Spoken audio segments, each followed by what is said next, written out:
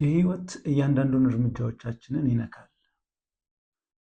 በተጨማሪ ደግሞ በምድር ላይ ያለንን ተልእኮ ለመፈጸም ትልቁን ድርሻ ይወጣል። መሪዎች ነን፣ ምክንያቱም መሪነት ከግል ስለሚጀምር ራስን ከመምራት ስለሚጀምር ራሱን ማይመራ ሰው ከፍ ያለ ኃላፊነት ሊሰጠው አይችልም እና አንድ ችግኝ እንዲያድግ ከተፈለገ የግድ መተከል መቻል አለበት ማለት ነው እና ልክ እንደዚሁ ማንነቱን ያልካደ ወይም ደግሞ ማንነቱን ያልደበቀ ነገር ግን ሁኔታውን ጊዜውን እየሆነ ያለውን ነገር የሚያስተውል የሚረዳ መሪ ያስፈልገናል ማለት ነውና ስለዚህ ቴሎስ የሚለው ቃል የግሪክ ቃል ሲሆን ትርጓሜውም ዓላማ ወይም ደግሞ የመጨረሻ ግብ የሚለውን ሐሳብ ያንጸባርቃል።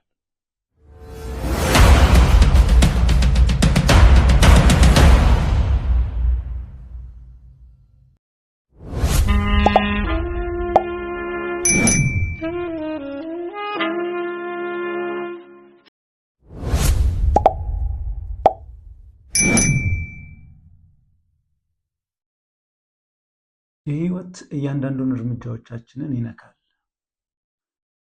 በተጨማሪ ደግሞ በምድር ላይ ያለንን ተልእኮ ለመፈጸም ትልቁን ድርሻ ይወጣል ማለት ነውና በህይወታችን የሚገጥሙ ከፍታዎች፣ ዝቅታዎች እንዲሁም ደግሞ ውጤታማነትና ውጤት ማጣትን እያንዳንዱን ነገር ዲተርማይን የማድረግ አቅም አለው። ከግል ጀምሮ እስከ ሀገር፣ እስከ ቤተሰብ፣ እስከ ቤተክርስቲያን ድረስ ይጓዛል፣ ይዘልቃል፣ ሁሉንም ይነካል ማለት ነው። ይህ ምንድነው ከተባለ መሪነት የማይገባበት የማይነካው ነገር የለም። ራስን ከመምራት ጀምሮ ያልፍና አነስ ያሉ ህብረቶችን፣ ድርጅቶችን ወይም ደግሞ ሀገርን ከፍ ሲል እንዲሁም የቤተክርስቲያንን መንገድ አቅጣጫ የመቀየስ ትልቅ አቅም አለው።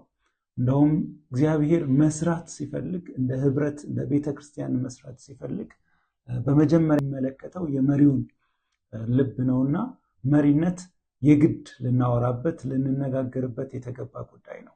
ምክንያቱም እያንዳንዳችን ደግሞ የተፈጠርንበትን ተልእኮ ለመፈጸም የግድ ይህንን ጉዳይ ልናወራና ልናስተውል ይገባል። ምክንያቱም እንደ ግለሰብ የተሰጠንን ተልእኮ ለመፈጸም ራስን የመምራት ጥበብ በጣም ያስፈልጋል።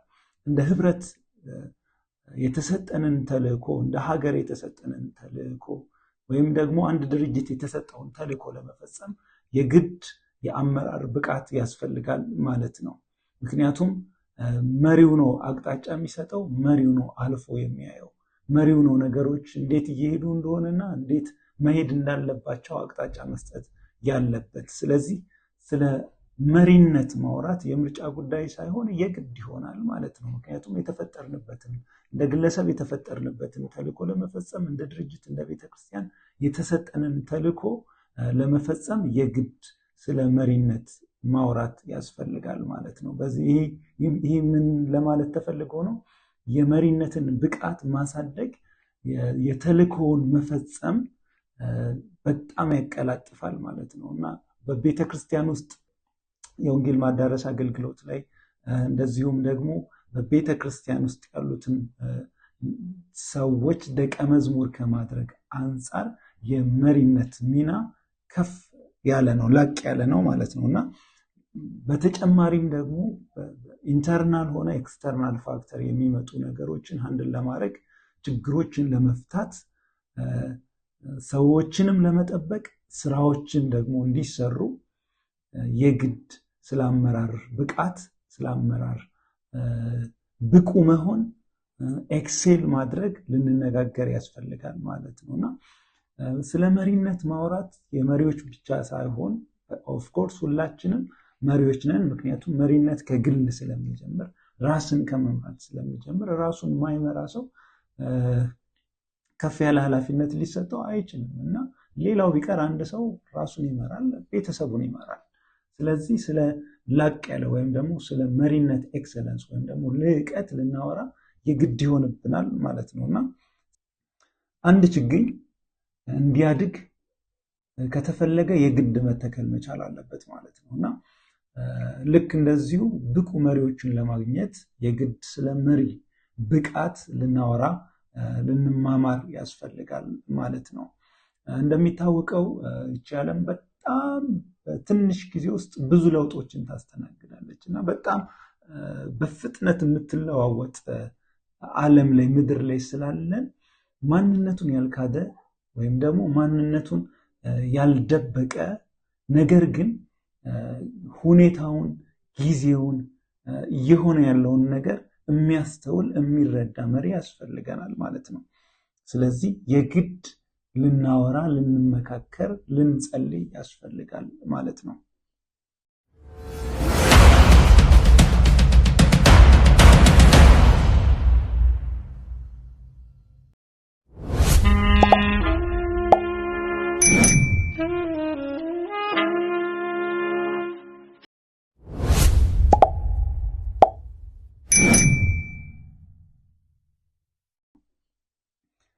ሰላም ቅዱሳን፣ ይህ ቴሎስ ማዕድ ነው።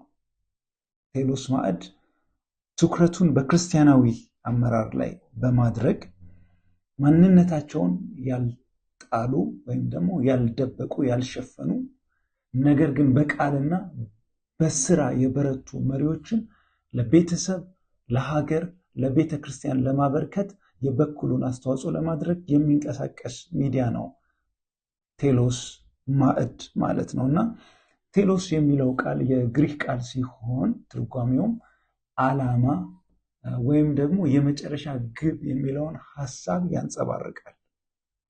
ይህ ቴሎስ ማዕድ መጽሐፍ ቅዱስን ማዕከል በማድረግ ሰዎችን ለማስታጠቅ ራስን ከመምራት ጀምሮ ተልእኮን ለመፈጸም ለቤተ ክርስቲያን፣ ለግለሰብ፣ ለቤተሰብ፣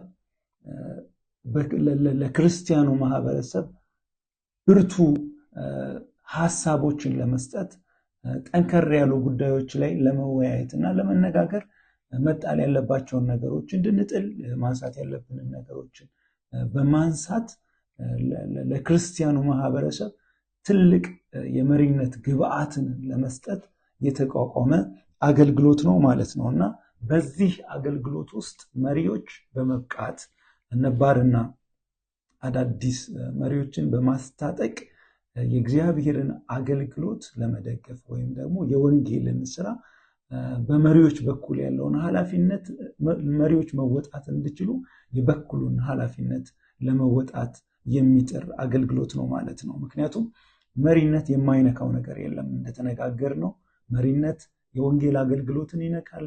መሪነት ደቀ መዝሙር ማድረግ ላይ አለ። መሪነት ራስን መምራት ውስጥ አለ። መሪነት ትንንሽ ህብረቶች ውስጥ አለ። መሪነት ቤተሰብ ውስጥ አለ። መሪነት ከፍ ሲል ሀገር ላይ አህጉር ላይ አለ እና ስለዚህ መጽሐፍ ቅዱሳዊ የሆነው መሪነት ማንነትን የካደ ነው፣ ማንነት ላይ ጸንቶ የቆመ ነው የሚለውን ሀሳብ እናወራለን። እንደዚሁም ደግሞ